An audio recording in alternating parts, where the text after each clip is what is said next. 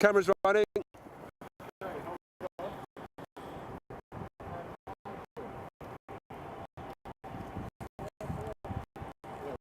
All the way along.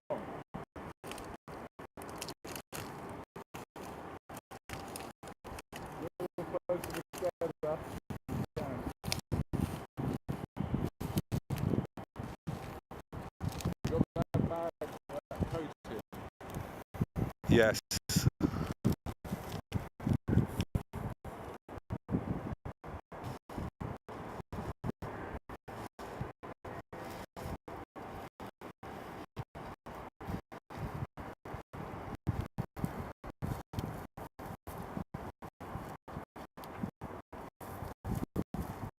Just run some and I'll pull the code out. Okay.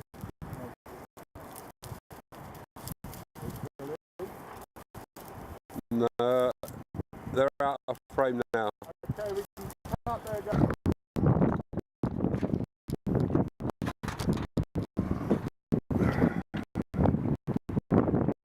Okay, running.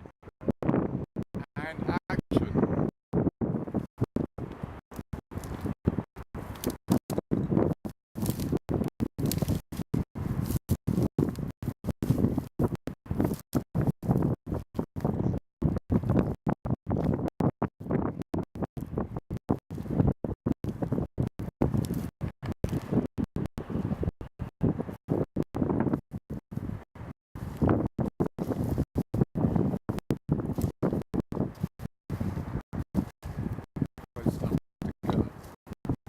Yeah.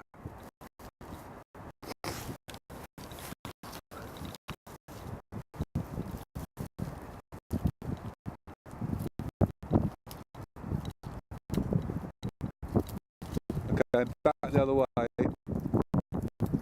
Let's repeat it, going back the other way.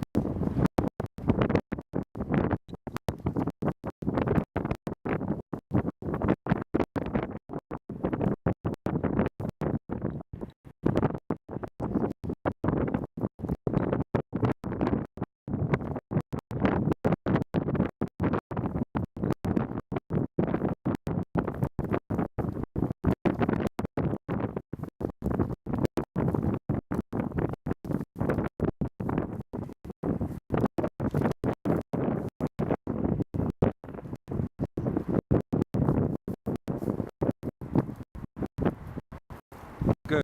Okay. Camera's running. Okay, guys.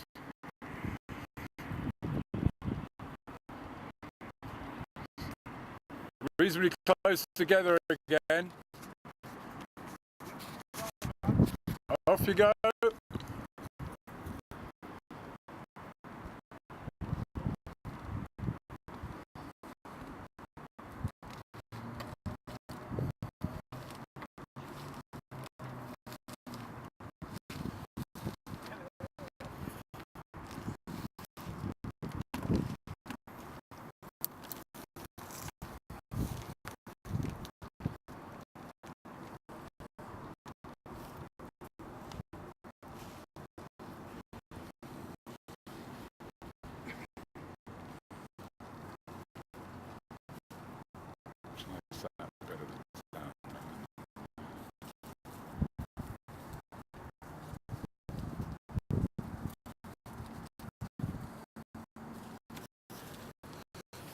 Okay. Back the other way. And one more back the other way. Ready? Yeah.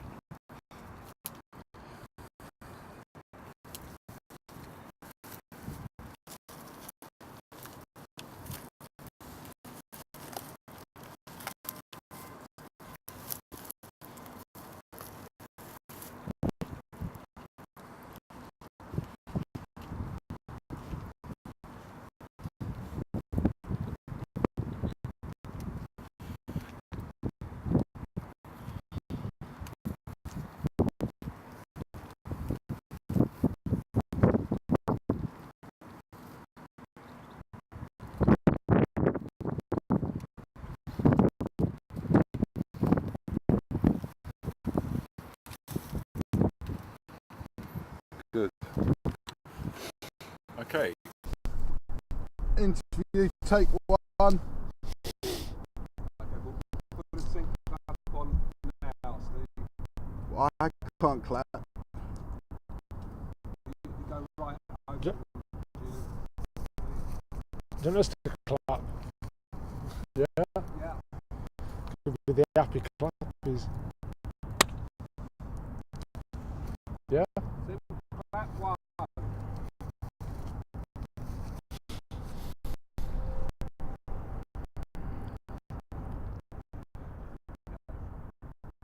Right, if you could take us back then to Christmas 1977, what were you doing that day? And how did you get to be here and see Pistols?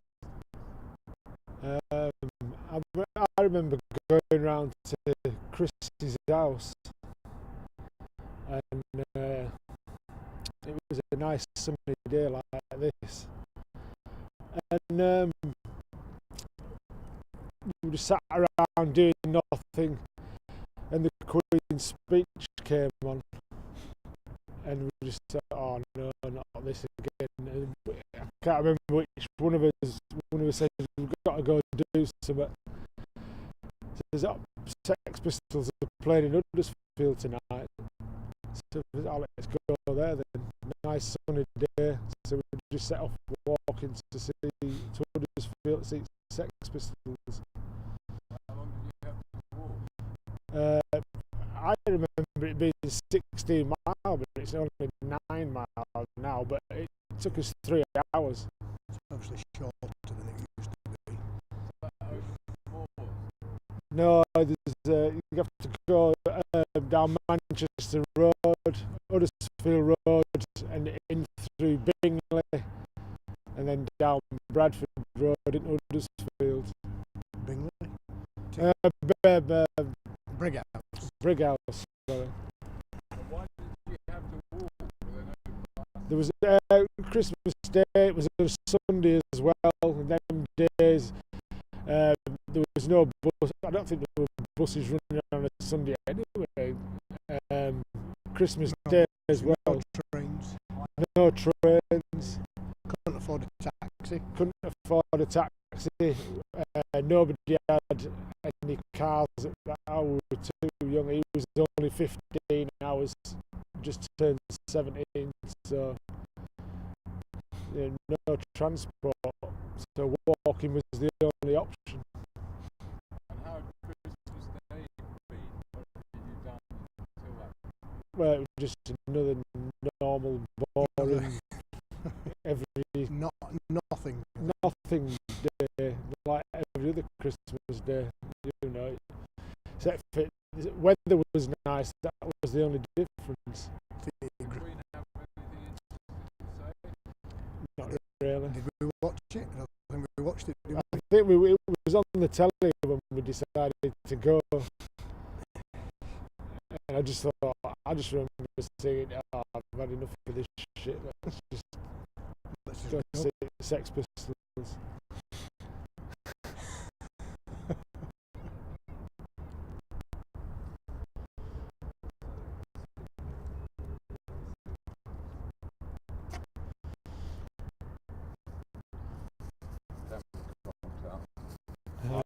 We got it.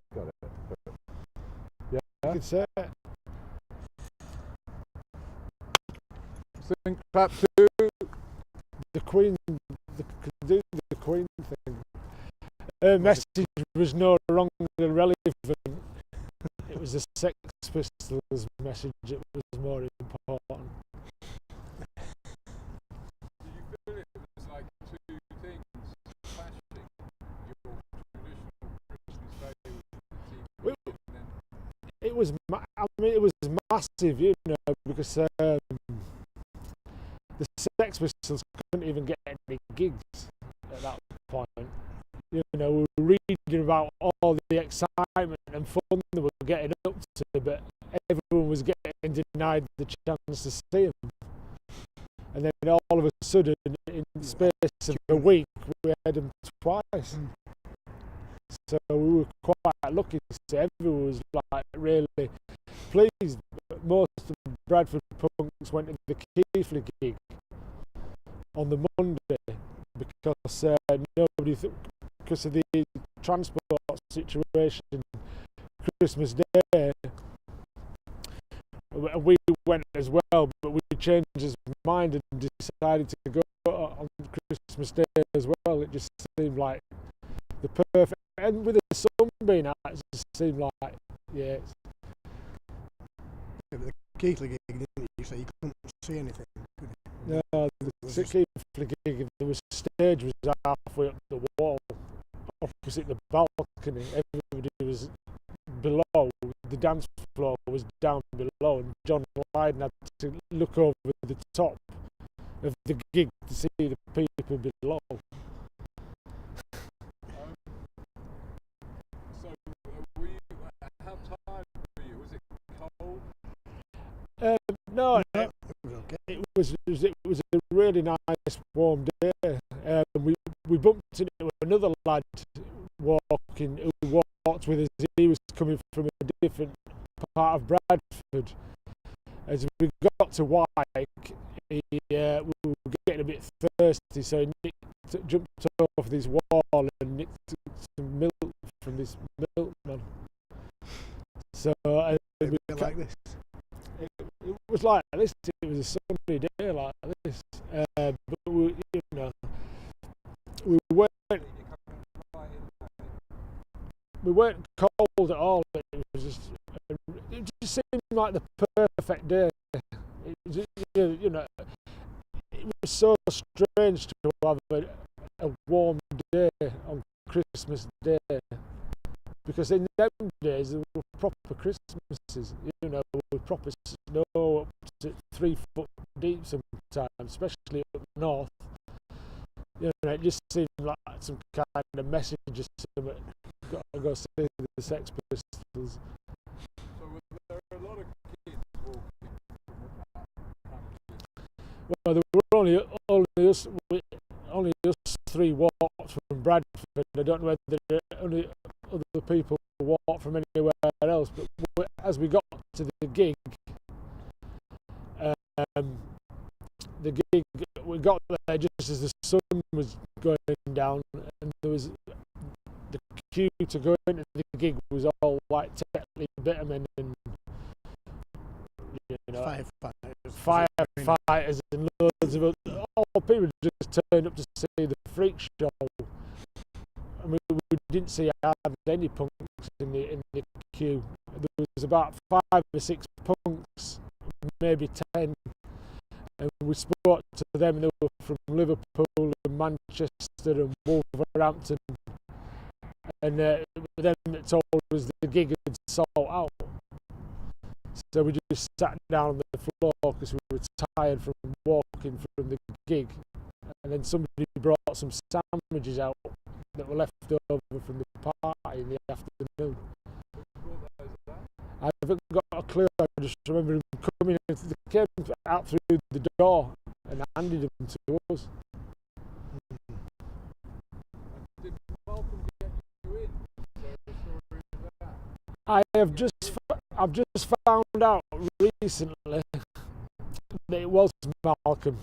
My recollections were everybody had gone in the gig. Two guys walked out, sort of looked towards us. One guy says, "We're not playing unless you let these people in." And then they went back in because it was dark, tired, whatever. I didn't notice Malcolm. I knew what he looked like, but I didn't recognise him initially. And then the next minute we're going in the gig. So Malcolm said they weren't going to. Malcolm got us in the gig. Yeah, he said the Pistols wouldn't play unless you let these half a dozen punks or whatever, 10 of us maybe at most.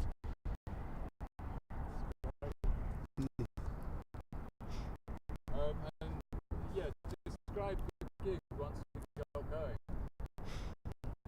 Wow. Can you remember it? What I remember is Very crowded. very packed, wasn't it? Yeah. Me and him had to give each other piggybacks so we could see the band. We only got to the bottom of the stairs. It was that. It's the only gig I've been to where you couldn't. I never had a drink. You couldn't move. We got to the bottom of the stairs. It was like that, crushed. Whether it was a bit better elsewhere in the room, I don't know. It looked chock-a-block. We couldn't get any further than the bottom of the stairs. When the band came on, we were taking it turns to give each other a piggyback so we could see what was going on. And was it different from a lot of gigs? There didn't seem to be any bouncers or any... No, I don't remember any bouncers or security of anything. But then it was difficult to say, you know, as I say, we could only get to the bottom of the stairs, so it was. We were more interested in just watching the band. I think as soon as we got in, the band pretty much came on soon after. But I don't recall seeing any security or anything. I'm sure there must have been some. Could have been at the front, Could have been at the front of something, yeah. And what about their performance? What about the band on the stage? I always remember Sid Vicious, like with all his cut up chest, just pouting at the front, doing all his thing. It's strange. I mean, I thought the Pistols were great as a band, but the bit that stands out for me, I've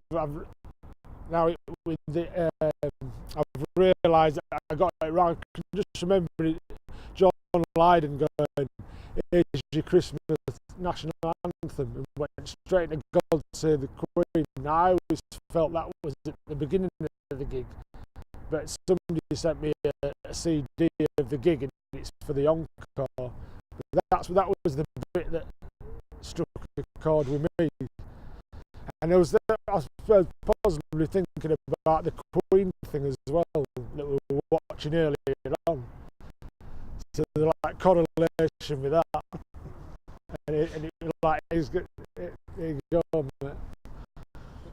They seem together and happy to be together on stage that day. Oh, 3 weeks later. I know.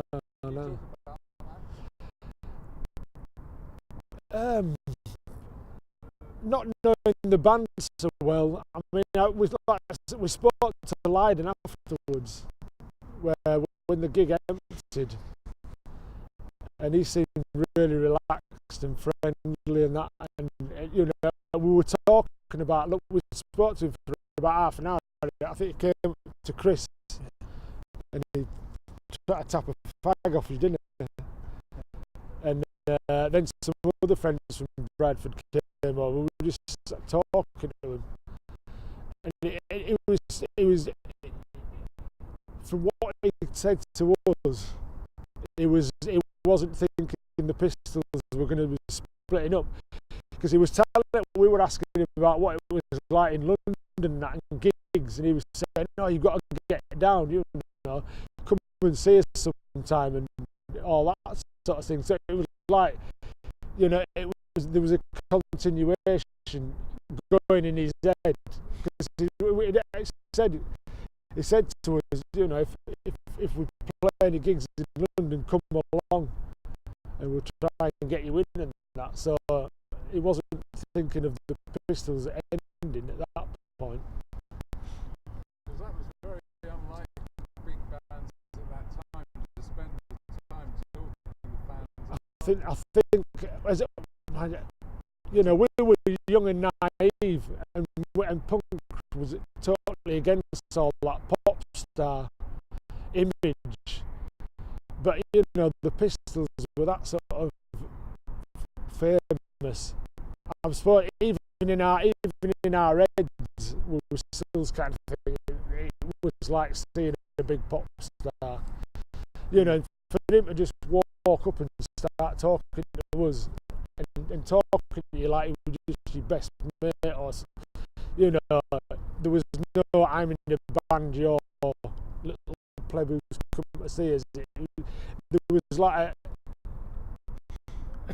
a respect, a common bond type thing, and it, you know, that struck a massive chord with me personally. You think seeing them that day changed your life in any way if you haven't been? Well, I was already into punk, you know. I think me and Chris got into punk at early '77, I think, and Very early. very early '77, on March, April, something like that. We'd seen a few bands, so, but I was still going to football as well, so I was caught between the two. But on that day, I mean, I just stopped going to football basically, and just got really into punk. Definitely that changed your life. Well, it did, yeah, it was life changing. I took it more seriously. '77, I was still a bit half in the football camp, half in the punk camp. I was dressing like a punk, everything I was doing, but I was still going to the football. But after that Sex Pistols gig, I just kind of thought I'd rather do the punk thing. There's something special about this. Can you talk a little bit about, you know, the north-south thing? There's a big deal there, in a way that Pistols.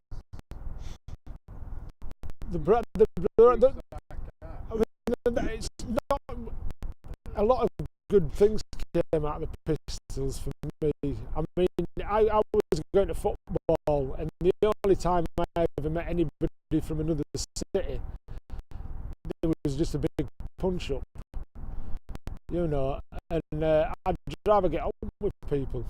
And what I loved about the old punk scene was it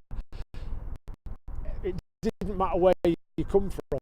I hitchhiked all over the country watching Adam and the Ants and loads of other bands, and whatever city I landed in, as soon as you met punks, they'd put you up for the weekend or put you up for the night.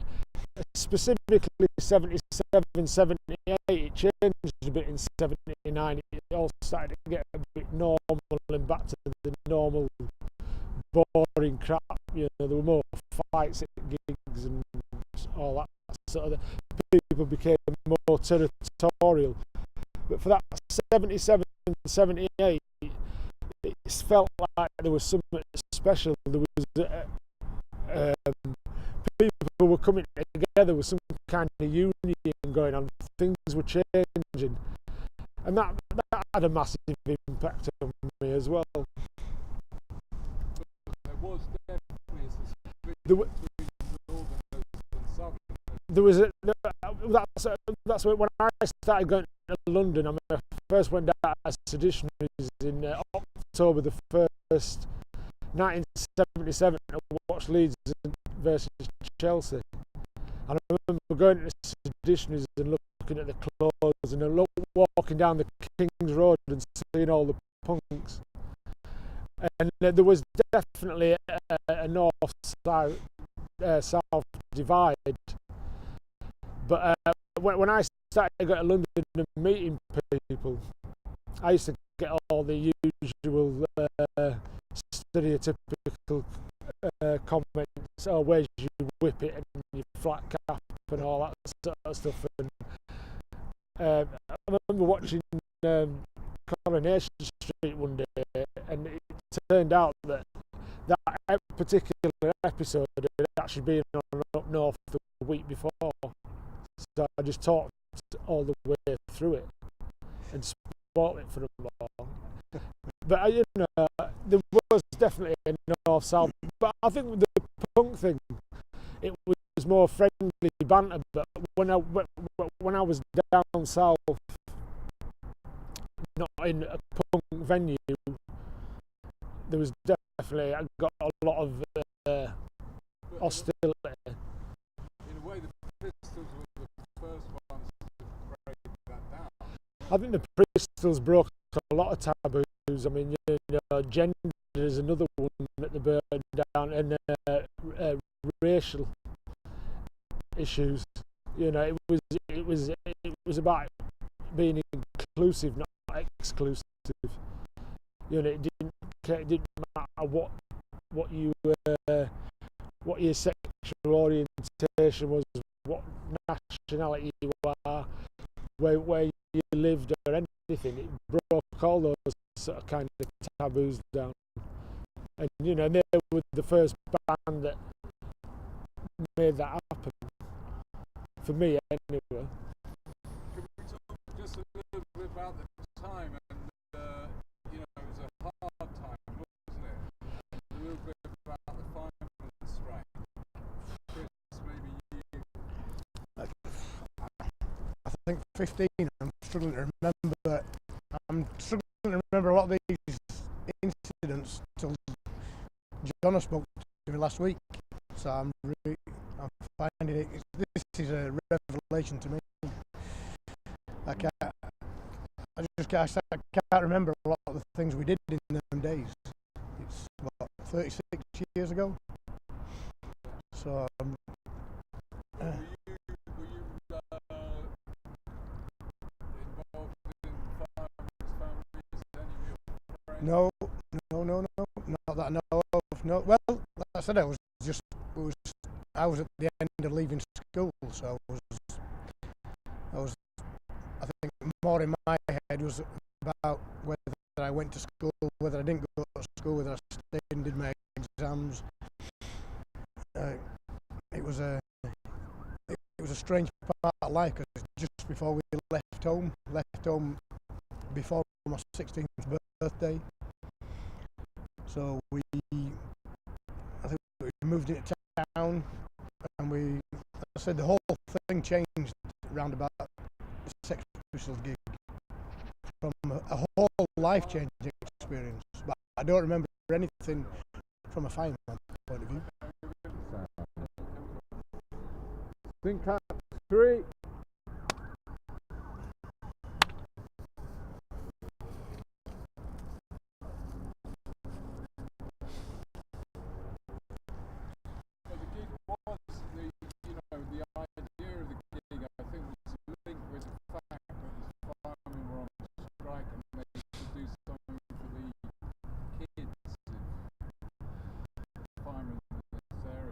Yeah, that's what I remember. Yeah, I mean, there was I think it had been on the local news about the strike and stuff like that, and the Pistols were doing a gig for them. And we was certainly aware there was a children's benefit gig on. As we got all the sandwiches. I think we were more interested in the band rather than the circumstances. Yeah, we weren't really interested in the strike as much, because there were that many strikes going on at the time. You know, like I say, it was a difficult time for the country politically. You know, there was the right wing were rising, the left wing were rising. You know, there was a lot of clashing of all sorts of things. It was a very political time, and the 3 days a week and just finished and all this other stuff. So we were a bit bored of striking, really. We thought the way forward was what was going on in the punk world. You know, that was unifying people more. You know, and as a collective, we might be able to change the world. I think that's what, maybe naively, but I think people generally think that big change was going to come out of the punk movement. As soon as the record contracts came out, though, it all disappeared. How did you feel when you heard the Pistols had broken up? A few weeks later, was it a surprise? Well, yeah, because speaking to Lydon at Huddersfield, you know, we thought there was going to be some kind of continuity. You know, we were hoping that we were going to get to play more gigs and we'd have more chances to go see him, probably maybe go on tour with them somehow. I don't know. But you know, so 3 weeks later and it's all gone. Big surprise. At the end of the gig, there was all that memorabilia, flags and posters. Yeah, because we got there late and we weren't even going to get in. When we got to the bottom of the stage, I just remember the walls being plastered with posters and flyers and all sorts of stuff, and I thought I'll have some of them at the end of the gig. And unfortunately, by the time everyone had pushed past us to get out, there was very little left on the walls. So, you know, we sat about because we were still knackered from walking to Huddersfield, and that's when Lydon came up to us. But I did get a poster off of Lydon, all is in the Sun poster, and I've still got it at home, but it's a bit tatty. That started the collection. Yep. Well, yeah. So he was trying to make sure everyone got something. Yeah, he was very accommodating, you know. Like I said, he didn't have no airs and graces. There were no I'm superstar rock singer of Sex Pistols. It was just talking to you like I'm talking to you now. And that was new, wasn't it? Because you always before Pistols. Well, yeah, they were, you know, they were unapproachable. They were miles away, you know. The nearest you could get to see him was at a gig or in a magazine or something like that, you know. There was no contact with him. I mean, that's what I loved about the old punk scene, you know. Especially, particularly 77, 78, you could go along to see bands, and you could have a drink with them. I remember going to see Ultravox in 1977, going backstage, and we were playing Keep You Up football. You know, in the dressing room, you know, sat up all night till 6 o'clock in the morning, everyone's talking to wire. You know what I mean? This really pretty girl that I was with could have had something to do with that, but you know what I mean?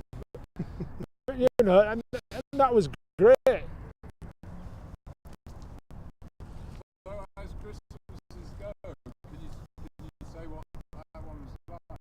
Well, that's probably that made it, didn't it?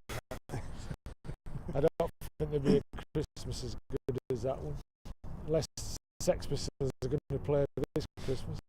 Do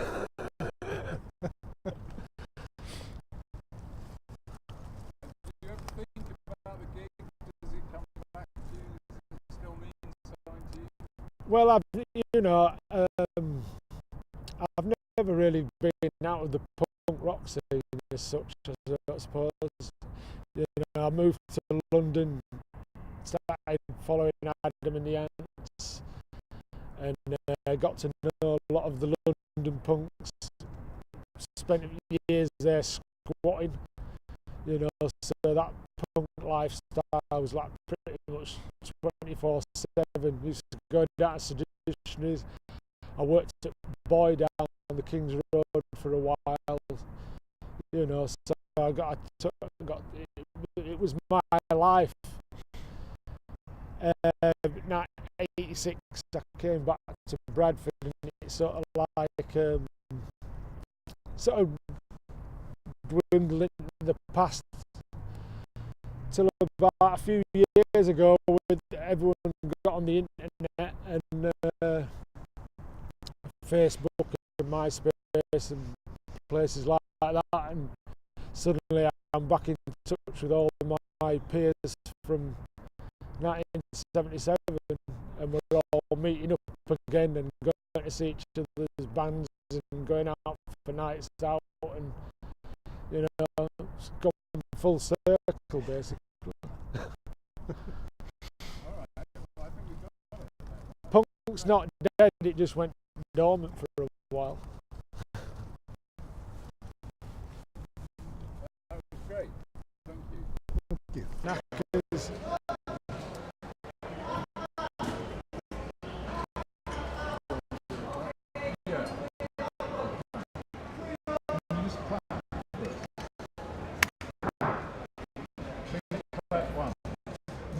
One. Just to pick up on that last little bit we were talking about. You were talking about the effect punk had on people's lives. Yeah, a lot of people think that punk was just about music. To me, it was never about music. It was like re-education. I mean, up until punk, a lot of kids were just going to follow their dads down to the same job they've been doing for years. Till punk came along, it changed all life. It was life changing. You know, I know a friend of mine in Barnsley in London, a really good friend of mine.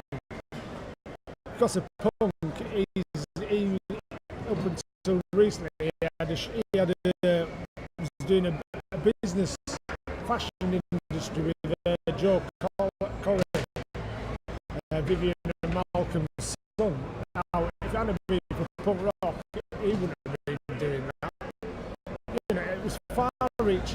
You know, loads of people's lives changed. It was like 24/7. People went out and lived their lives out they wanted to live. You know, it was like personal anarchy, which is what anarchy was about to me. Changing the person that the society had made you and becoming the person who you wanted to be. You know, re-education, all this sort of thing. You know, it was massive. It's not the music's irrelevant. It was just a soundtrack, but it gives people the confidence to change their lives, form bands or do whatever they want. You know, I don't think any of the music genre has ever had that impact on anybody, and you can still see it today. People with Mohicans and ripped up trousers and stuff like this. It's all filtered into mainstream society. And you were saying something about then kids used to dress like their dads, but now. Well, yeah, you know, up until punk, I think a lot of kids, you know, are dressed like the dads. Now you see it now, the dads are dressing like the kids these days. You know, youth's taken over, you know, and that's all part of punk. You know, it changed every facet of life, art, film industry. It's massive and it's still going on today. You know, the music might not last the test of time, but the attitude and the culture and the question everything, believe nothing attitude of the punk generation is still around everywhere. Brilliant. That was great.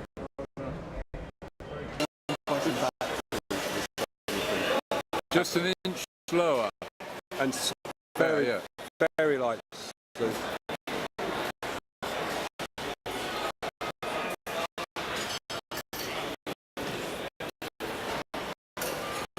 Okay. Can you go tighter than that? yeah, so we'll turn it around on that side. Or? Yeah, now turn it round.